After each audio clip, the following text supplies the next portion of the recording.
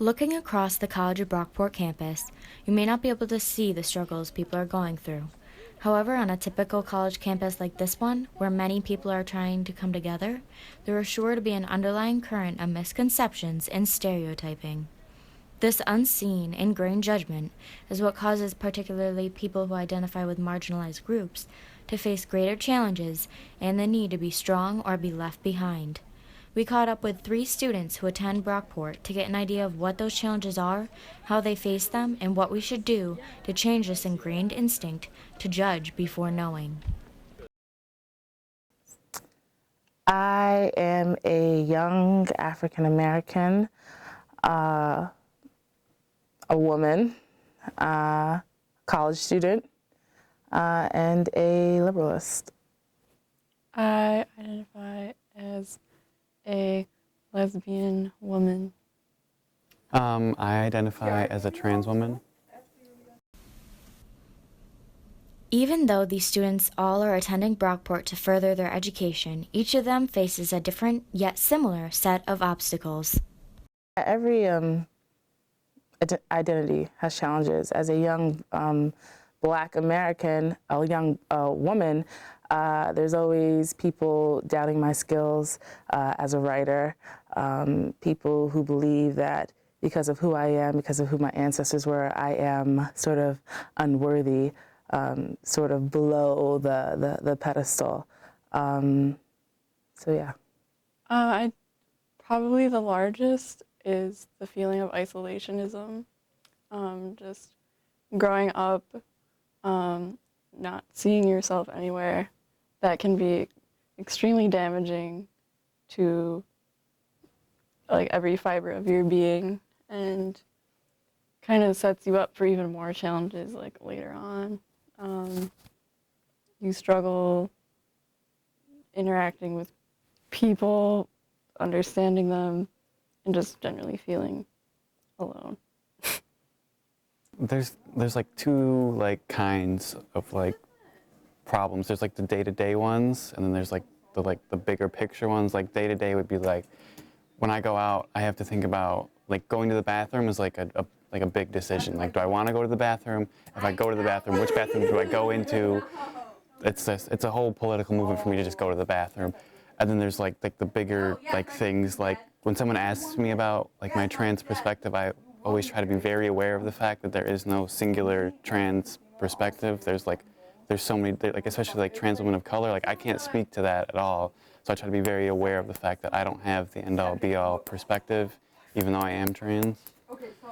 And just, I'm always very aware of the way people like look at me and whether or not they know I'm trans, because obviously I'm not really passing, so people who don't know me probably assume more times than not that I'm not trans, so I have to be aware of that. And then once people do know I'm trans, I have to be very careful of who knows, in order to be like safe in certain spheres. And if I want to come out, it's like a whole big process, because if I'm in class and the teacher like starts using the wrong pronouns, I have to make the decision of, do I want to stop the entire class right now just to clarify this one thing, or do I just want to just sit through it and just like get it over with?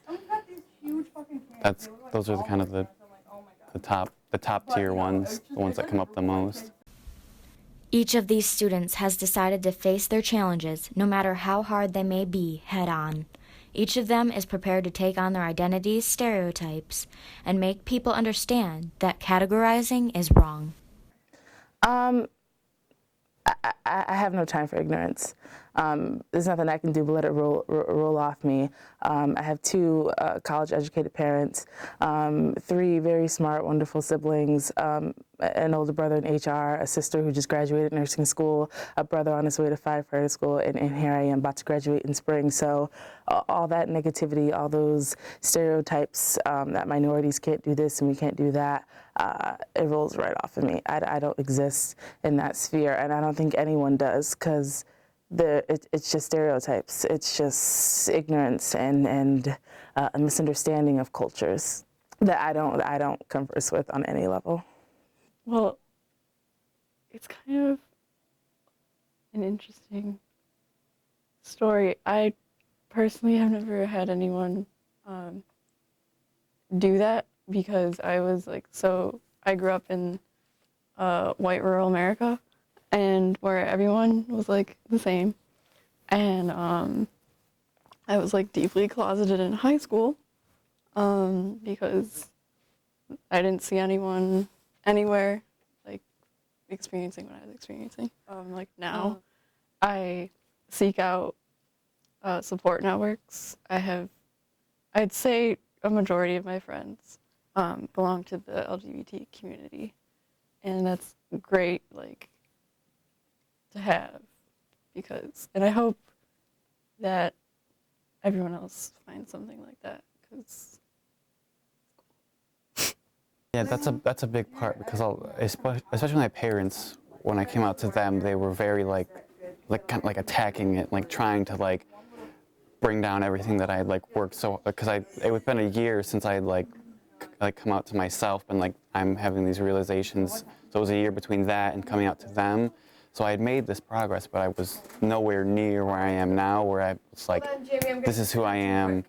So they just were instantly just like attacking it, and I felt like so confused because I'm trying to defend it, but I'm not there yet. I haven't finished. So I'm not sure, and I can't defend it very well. And it was just very difficult in that regard. Yeah, it's a lot of just like gritting your teeth and being like, this is just the way it is. This is what I have to do every day. And there's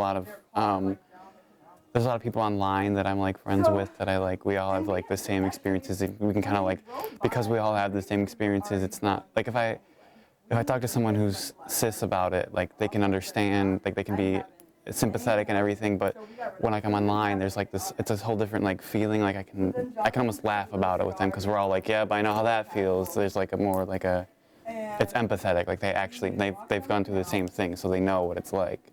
You know.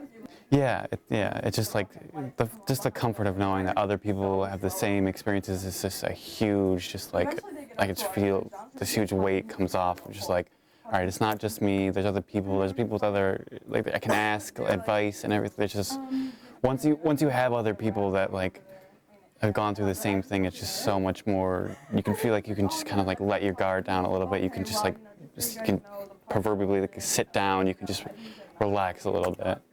You don't have to be so much on guard all the time. Gooden, Livingston, and Missouri all have chosen to step up in their career paths and work to advocate for their communities. They say that as people who have faced hardship due to their identities, they cannot stand by and let others suffer the same fate. Yeah, in a sense, identity and stereotypes all fall into the category of social injustice, and also go into the category of social change. Journalists, we're not only storytellers, but we're catalysts. We sort of are the bridge between the media and the public, and we are that driving force that causes change. So it definitely played a role in some way, because I don't want these stereotypes to keep progressing in the world, and not just Black stereotypes, but any type of stereotypes. So yeah, social injustice is a part of my storytelling and a part of my drive to be a journalist. I do consider myself a catalyst for social change. Yeah, I'm definitely going to keep facing them. Actually, I find joy in facing these challenges. I love surprising people and shutting people down and making them sort of rearrange their thoughts about minorities and Black women and Black journalists. Journalism isn't something that is not, it's not frowned upon, but it's just not something that you don't see where I come from, in an inner city atmosphere. And so I tell people I'm a journalism major, and they're like, oh, wow, really? Okay, yeah, really. I hope to face more of those challenges, and I hope people learn from the challenges that I face. And I hope I continue to learn, and I just really I hope to change and to see less of those challenges, but I have no problem facing them. I really want to see the future of journalism become an incredibly articulate, diverse group of people who make journalism what it should be again. I am very interested in doing everything I can to bring my voice and the voice of so many other people to the table, because it's just not there right now. And I know a lot of people think it is, but it really isn't. There's this thing called hypervisibility, which is basically, our generation likes to say we're so accepting, but hypervisibility is kind of played into that. So it's becoming aware that members of the LGBT community exist through like acts of violence against them is not synonymous with like educating yourself, interacting with us, supporting us, being there for us. It's not the same thing. And I'd like to see more of that in journalism and in my community. I'm actually, yes. Was kind of, your question kind of goes along with my career goals. I want to be a social worker who works with LGBT youth, because that's one of the primary groups, like subgroups, that goes through a lot and doesn't have access to a lot of resources. But in my personal life so far, I don't know how it's happened, but people have trusted me enough to let me help them with some of the similar issues that I've gone through and empower themselves. I'm a theater and English double major, so I'm not really sure what my exact plans are after college. I could very well go into costume design and everything with theater. That's what I kind of want to do with that. But I also would love to go into like writing of any kind, like whether it's like writing for a magazine or like being like just like a published author. I would love to be like a published author, because I really like writing and like costume making are like things that like I've really learned to like, I enjoy the process of it. It's not just like, okay, let's get it done, let's do my work. It's like I enjoy it. When challenges are presented to me with these things, I enjoy figuring out how to solve the problems. I think a lot more with writing.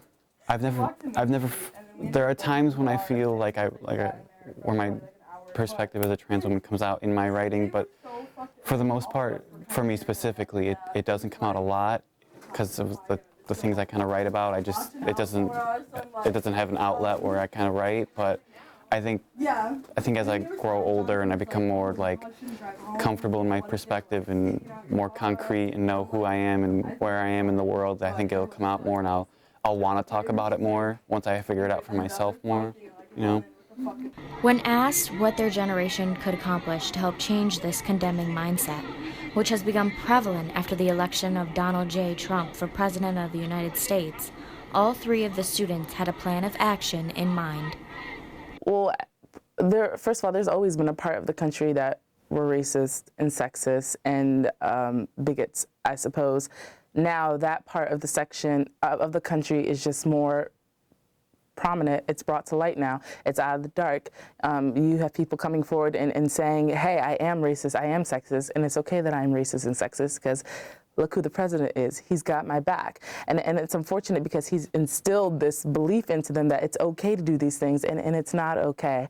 The rules haven't changed just because we got a Trump as president. The rules of social injustice have to stay the same, and if they are going to change, they have to evolve, not devolve into 50 years ago when we were fighting the same rights. So the steps that have to be taken, first of all, have to be taken by the supporters, I believe, on both sides. Trump, because he's instilled this belief and this fear into his supporters, and they think it's okay to do this, they're acting out. They're burning pride flags and hanging little black dolls, and that's not okay. He needs to say something, do something, and get his supporters under control. Because although he's not the man that I voted for, I have faith in our system, Congress. I feel like checks and balances need to come into play now more than ever. I have faith that Congress is going to keep his crazy orange fingers off of the nuclear buttons, and hopefully they can keep him under control. But he needs to get his supporters under control, because you can say whatever you want about Donald Trump, and we do. He's persuasive. He's persuasive. He controls a very huge sector of this country, and he needs to use that persuasion to shut this down. This is getting out of control, and this is not what we're about, not anymore. And if he doesn't understand that, I'm sure that journalists like me will be more than happy to remind him. One thing he can't take away is our ability to storytell, and our ability to keep being catalysts and keep fighting social injustices. And I don't think we ever will stop. I think that people should continue to organize and radicalize. So that means not being polite you don't have to be polite to the people who are saying, I don't respect you as a human being. You don't have to do that. And I want more people to realize that, because that doesn't get us anywhere. I'm personally not going to be complicit in my own oppression. I'm not going to just be quiet and content. So I hope that people continue to organize these protests that are starting to happen across the country, and get lawmakers involved, get the government involved, continue to make it clear that we're not happy, that the face of the government, we're not happy with him representing us, and we want change, or else we won't shut up. I think a lot of it is coming together as and I think that, not to use a trope here, but social media definitely helps a lot with that, of people coming together and collectively being this sucks, we need to do something. And I think just being louder about it. Peaceful protest is fine, but peaceful protest is a lot easier for people to just be yep, there it is, and then move on, and it doesn't change anything. It's there. It's just an ambient noise. It doesn't do anything. I think we really need to work on disrupting. We need people. Nobody's gonna listen if they can just walk away. We gotta make it so they can't walk away. Discrimination against marginalized groups such as women, people of color, and members of the LGBT community and others is prominent all over the country, but on college campuses like this one, it is even easier to see. The impact of the degradation on people of certain identities can bring them to the brink of committing suicide. However, there are those who have been able to face the daily and long-term challenges head-on. These people have chosen to turn a negative into a positive by choosing careers in which they can help their fellow community members. From this, we can all learn the true definitions of strength and courage. This has been Alyssa Daly, News 4 Brockport.